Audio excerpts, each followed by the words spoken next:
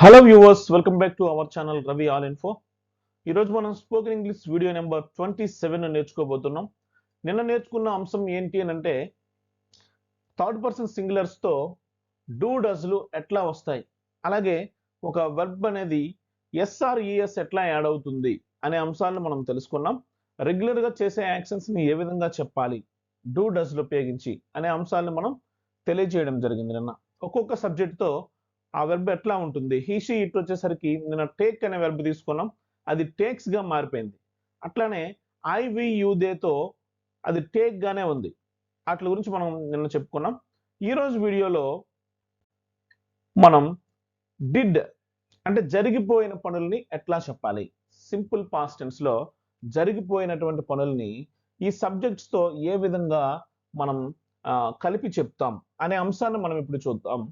చూడండి, నిన్న మనం చెప్పిన వీడియోలో ఏం చెప్పామంటే ఐ వి యూ దే ఈ నాలుగింటికి డూ అని చెప్పాం, మిగతా మూడింటికి డస్ అని చెప్పాం. ఓకేనా?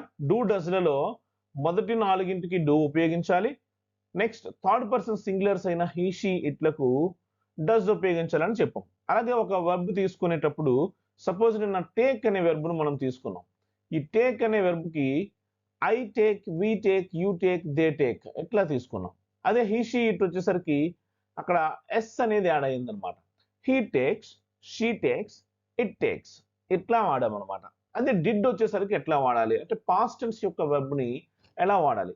ఈ పాస్ట్ టెన్స్ యొక్క వెర్బ్ ని మనం ఎట్లా వాడతామంటే ఇక్కడ థర్డ్ పర్సన్ సింగులర్స్ అయినా మిగతా ఏవైనా సరే ఫస్ట్ పర్సన్, సెకండ్ పర్సన్ మొత్తం ఈ ఏడింటితో ఒక్కలాగానే వాడతాం. ఎలాంటి చేంజ్ ఉండదు. పాస్ట్ టెన్స్ ని యూజ్ చేయడం చాలా ఈజీ అని. సపోజ్ మనం టేక్ అనే వెర్బ్ ని తీసుకున్నాం అనుకోండి, నిన్నటి వీడియో కంటిన్యూగా అది వెర్బ్ గా మారుతుంది. ఇక్కడ జరిగిపోయిన పనిని చెప్పేటప్పుడు మనం వెర్బ్ ని ఉపయోగిస్తాం. I took, we took, you took, they took, he took, she took, it took అన్నిటితో ఒక్కటే వస్తుంది. ఓకే, చాలా క్లియర్ గా ఉంటుంది. నిన్నటి వీడియో మీరు బాగా తెలుసుకుంటే ఈ రోజు వీడియో ఇంకా చాలా చాలా ఈజీగా ఉంటుంది అనమాట. నిన్నటి వీడియో నేను ఐకార్డ్ లో ఇవ్వడం జరుగుతుంది, అది కూడా చూడండి. ఈ రెండు వీడియోస్ ని ఒకేసారి చూస్తే మీకు చాలా సబ్జెక్ట్ అనేది రావడం జరుగుతుంది. ఓకే, ఇప్పుడు మనం చూద్దాం. దీంతో టుక్ అనే వెర్బ్ను మనం తీసుకుంటాం. ఓకేనా? మనం టేక్ యొక్క వెబ్ ఫార్మ్స్ ని తీసుకుంటే టేక్, టుక్, టేకెన్, టేక్, టుక్, టేకెన్. టేక్ అనేది వెబ్ 1, టేక్, టుక్ అనేది వెబ్ 2, టేకెన్ వెబ్ 3 అనమాట. ఇక్కడ పాస్ట్ టెన్స్ కి వచ్చేసరికి జరిగిపోయిన పనుల్ని చెప్పేటప్పుడు మనం వెర్బ్ 2ని తీసుకోవాలి. టేక్ తర్వాత టుక్ ఉంది కదా, ఆ టుక్ ని తీసుకుంటాం. మనం ఏదైనా తీసుకున్నామని చెప్పాలంటే మనం చెప్పే సెంటెన్స్ లో టుక్ అనేది ఉండాలి. ఓకేనా? ఇక్కడ చూడండి, ఐ టుక్. ఇప్పుడు మనం ఈ సెంటెన్సెస్ చూసేద్దాం. I took that, I took that నేను అది తీసుకున్నాను. అదే దీని ప్లేస్ లో టేక్ దట్ అని ఉంది అనుకోండి, టేక్ దట్ అనేది ఉన్నట్లయితే మనం ఏం చెప్తాం అప్పుడు? టేక్ దట్ అనేది ఉన్నట్లయితే నేను తీసుకుంటాను అని వస్తుంది. నేను అది తీసుకుంటాను. అదే టుక్ దట్ ఉందనుకోండి, నేను తీసుకున్నాను. ఆల్రెడీ మనం ఏదైనా తీసుకొని చేసేసిన పని చెప్పాలి అనుకుంటే అక్కడ వెబ్ 2ని ఉపయోగించాలన్నమాట. ఓకే, నెక్స్ట్ సెంటెన్స్ చూద్దాం. నేను అది తీసుకున్నాను. వి took that, we took that మేము అది తీసుకున్నాము, మేము అది తీసుకున్నాము. చూడండి ఎంత ఈజీగా ఉందో. మీరు వెబ్ 2 ఉపయోగించి చాలా సెంటెన్సెస్ ని మీరు ప్రిపేర్ చేసుకోవచ్చు అనమాట. ఓకే, ఐ కుక్డ్ ఫుడ్ నేను ఫుడ్ వండేసాను.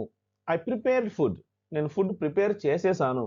అంటే రెండో వర్బ్ యొక్క రెండవ రూపాన్ని మనం వాడితే చాలు. మిగతాది ఒక సబ్జెక్ట్ వాడతాం, మనం అక్కడ ఏం చేసామో ఆ పనిని చివరి పెట్టిస్తే చాలా చాలా ఈజీగా బోల్డ్ అండ్ సెంటెన్స్ సింపుల్ పాస్ట్ లో మనం వాడగలం. చూడండి, నెక్స్ట్ హీ టుక్ దట్ అతడు అది తీసుకున్నాడు. ఆల్రెడీ అయిపోయింది కాబట్టి తీసుకున్నాడు అని వస్తుంది. అలానే షీ టుక్ దట్ ఆమె అది తీసుకున్నది. ఓకేనా? ఇప్పుడు మీకు అర్థమైందా? అన్నింటి దగ్గర టుక్ అనే వచ్చింది. అదే నిన్న ప్రెజెంట్ టెన్స్ కి వచ్చేసరికి ఇక్కడ రెండిట్లో టేక్ అని వచ్చింది. హీ షీ ఇట్ వచ్చేసరికి ఇక్కడ టేక్స్ గా మారిపోయింది. అది he takes that, he take that అనకూడదు కదా, షీ టేక్స్ దట్ అట్లా అన్నాం. అదే జరిగిపోయిన పనులకు వచ్చేసరికి I we you they he she it అన్నిటితో కూడా వెర్బ్ 2ను ఉపయోగించిస్తే చాలు. చాలా చాలా ఈజీ అనమాట. ఇప్పుడు దీన్ని ఒక క్వశ్చన్ గా మార్చాలి, నెగిటివ్ సెన్స్ లో మార్చాలి. చూడండి, మనం 4 రకాలుగా రాసుకున్నాం కదా. ఒకటి positive sentence, negative sentence, interrogative, negative interrogative. ఈ 4 రూపాల్లో ఒక సెంటెన్స్ అని రాయడం వస్తే we can speak in English easily. ఓకేనా? ఇప్పుడు చూడండి టుక్ అంటే అర్థం ఏంటి అని అంటే I did plus take. Okay, ఇక్కడ చూడండి నేను రాస్తాను. Did plus take is equal to took. Did plus take. Did plus take టుక్. మరి ఇక్కడ టుక్ అంటే అర్థం ఏంటంటే ఇక్కడ డిడ్ ఉన్నట్లు దీంట్లో ఇంటర్నల్ గా డిడ్ అనే వర్డ్ అనేది ఉందన్నమాట. డిడ్ అనేది దీంట్లో ఇంటర్నల్ గా ఉంటుంది. Did plus take is equal to took. I did took that అన్నట్టు అనమాట. ఇప్పుడు దీన్ని క్వశ్చన్ గా మార్చాలి అనుకుంటే లేదా నెగిటివ్ గా మార్చాలి అనుకుంటే నేను అది తీసుకున్నాను, దానికి వ్యతిరేకం ఏంటి? నేను అది తీసుకోలేదు అని చెప్పాలనుకుంటే అక్కడ డిడ్ ఉంది కదా, డిడ్కి నాట్ పెట్టేయాలి. I did not take that. చాలా ఈజీ చూడండి. ఇప్పుడు రెండో సెంటెన్స్ లో మీకు ఇస్తాను అది. చూడండి డిడ్ నాట్ టేక్, దీన్ని డింట్ టేక్ అని పిలుస్తాం అనమాట. Didn't take. I didn't take that, నేను అది తీసుకోలేదు. ఫస్ట్ దాంట్లో ఐ టుక్ దట్ అన్నాం, నేను తీసుకున్నాను. ఐ డింట్ టేక్ దట్, నేను తీసుకోలేదు. డింట్ అని పెట్టేయండి. మీరు ఏదైనా వ్యతిరేకంగా చెప్పాలనుకుంటే నెగిటివ్ సెన్స్ లో చెప్పాలనుకుంటే నేను అది తీసుకోలేదు, రాయలేదు, పాడలేదు. I didn't sing, I didn't eat. Okay, ఎట్లా చెప్పేయచ్చు మనం చేసే పనులు, మనం చేయని పనిని అట్లా చెప్పాలి. వి డింట్ టేక్ దట్, మేము అది తీసుకోలేదు. చూడండి నెక్స్ట్ హీతో కూడా సేమ్. ఇంకా పాస్ట్ టెన్స్ లో he she it third person singulars కి ప్రత్యేకంగా రూల్ ఏమి ఉండదు. దాంతో పాటు ఐవి యూదేతో ఏమైతే వాడామో హీ షీట్లతో కూడా దాన్నే వాడేయాలి. He didn't take that. యాక్చువల్గా మనం డిడింట్ అని వాడతాం, దీన్ని డింట్ అని చదివితే చాలు. హీ డింట్ టేక్ దట్, అతడు అది తీసుకోలేదు. షీ డింట్ టేక్ దట్, ఆమె అది తీసుకోలేదు. ఓకేనా, ఇది అర్థమైందా మీకు? ఫస్ట్ స్లైడ్ లో ఏం చెప్పాం మనం? ఐ టుక్ దట్, నేను అది తీసుకున్నాను. ఆ టుక్ అంటే అర్థం ఏంటి? Did plus take is equal to took అనమాట. నెగిటివ్ సెన్స్ లో చెప్పినప్పుడు ఐ నాట్ టుక్ అని వాడకూడదు, ఐ డింట్ టేక్ గా మారిపోతుంది. ఒక సెంటెన్స్ లో ఎప్పుడైనా మనం డిడ్ ను వాడితే,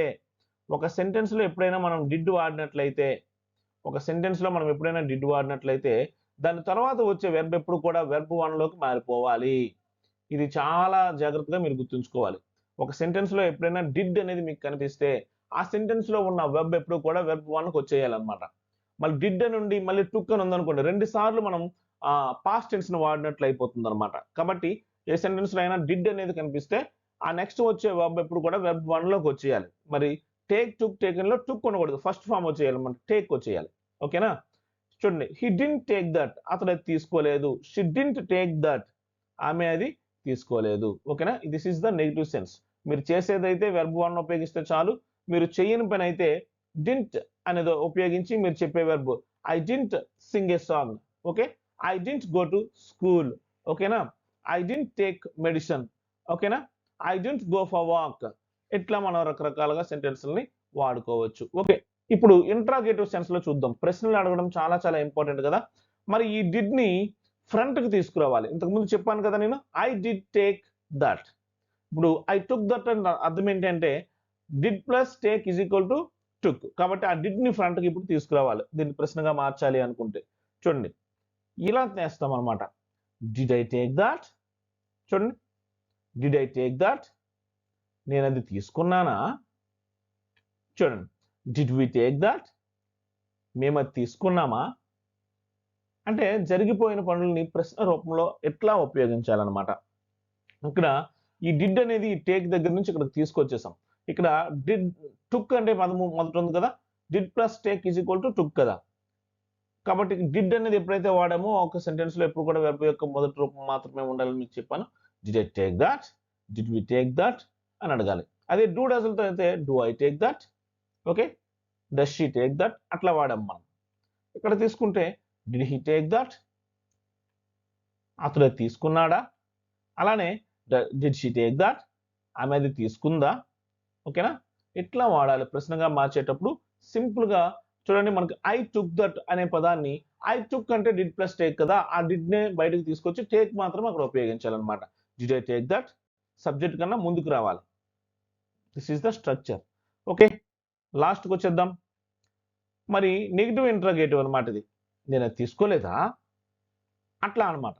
didn't I take that same ఇక్కడ ఏదైతే క్వశ్చన్ వర్డ్లో లాస్ట్ దాంట్లో డింట్ ఉపయోగించాం ఇక్కడ డింట్ ఉపయోగిస్తాం అంతే.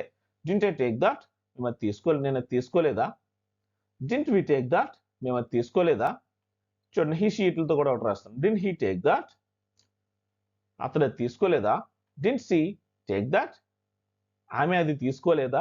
ఇట్లా మనం ఉపయోగించవచ్చు. Okay, these are the sentences. చూడండి ఇప్పుడు లాస్ట్లో ఈ నాలుగింటిని కలిపి లాస్ట్కి మీకు ఒక షీట్లో ఇవ్వడం జరిగింది. అది మీరు జాగ్రత్తగా అబ్జర్వ్ చేస్తే మీకు చాలా బాగా అర్థమైపోతుంది.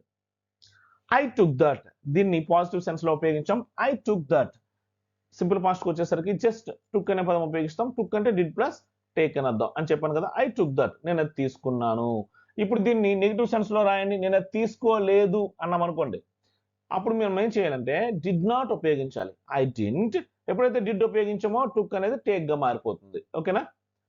I didn't take that I didn't take that అనేది ఉపయోగిస్తాం. చాలా చాలా ఇంపార్టెంట్. చాలా జాగ్రత్తగా నేర్చుకుంటే ఇంగ్లీష్ బాగా మీకు వస్తుంది. ఇప్పుడు మనం ఏం చేస్తామంటే దీన్ని ప్రశ్నగా మార్చాలి. ఇప్పుడు ఫస్ట్ దాంట్లో టుక్ అనేది ఉంది కదా. టుక్ అంటే ఏంటి, డిడ్ ప్లస్ టేక్ కదా. ఆ డిడ్ ని ఇటు తీసుకొస్తే అక్కడ టేక్ మాత్రమే మిగులుతుంది. అలా అనమాట. డిడ్ ఐ టేక్ దట్ నేను అది తీసుకున్నానా. Next didn't I take that నేను అది తీసుకోలేదా. Very simple. దీనికి జస్ట్ ఈ డిడ్కి నాట్ పెడితే నెక్స్ట్ సెంటెన్స్ వచ్చేస్తుంది అనమాట. నేను అది తీసుకున్నానా నేను అది తీసుకోలేదా అట్లా వస్తుంది. ఓకేనా, క్లియర్గా అర్థమయ్యాయి కదా. I took that I didn't take that did I take that didn't I take that అని ఉపయోగిస్తాం. ఇప్పుడు థర్డ్ పర్సన్ సింగులర్స్ తో కూడా చూద్దాం. సేమ్ అట్లానే వస్తుంది, ఏ చేంజ్ ఉండదు, పాస్ట్ టెన్స్ కాబట్టి. షీ టుక్ దట్ ఆమె అది తీసుకున్నది. ఇక్కడ చూడండి దీన్ని నేను ఆమె తీసుకోలేదు అని చెప్పాలి మనం. నెగిటివ్ వచ్చేసరికి ఇప్పుడు డిడ్ నాట్ యూజ్ చేయాలి కదా. అప్పుడు she didn't take that. Did వచ్చింది కాబట్టి మళ్ళీ టుక్ యూజ్ చేయకూడదు, టేక్ యూజ్ చేయాలి. She didn't take that. ఓకేనా, ఆమె అది తీసుకోలేదు. తర్వాత చూడండి ఇక్కడ did plus take is equal took కాబట్టి ఆ డిడ్ ని ముందుకు తీసుకొస్తాం, షీ కన్నా ముందుకి. అక్కడ టేక్ మాత్రమే మిగులుతుంది. డిడ్ షీ టేక్ దట్ ఆమె అది తీసుకున్నదా. అలాగే డిడ్ షీ టేక్ దట్ ఆమె అది తీసుకోలేదా. ఇట్లా మనం వాడతాం అనమాట. చాలా క్లియర్గా అబ్జర్వ్ చేస్తే మీకు చక్కగా వస్తాయి ఇవి. జాగ్రత్తగా ఓపికగా వినండి, చివరి వరకు చూడండి. మీకు ఒకవేళ రాకపోతే మాత్రం వీడియో స్కిప్ చేయకుండా జాగ్రత్తగా నేను చెప్పే విషయాలన్నింటినీ వినడం ద్వారా మీరు చాలా చక్కగా నేర్చుకునే అవకాశం ఉంటుంది. Thank you so much for watching. Thank you all. Yours Ravi.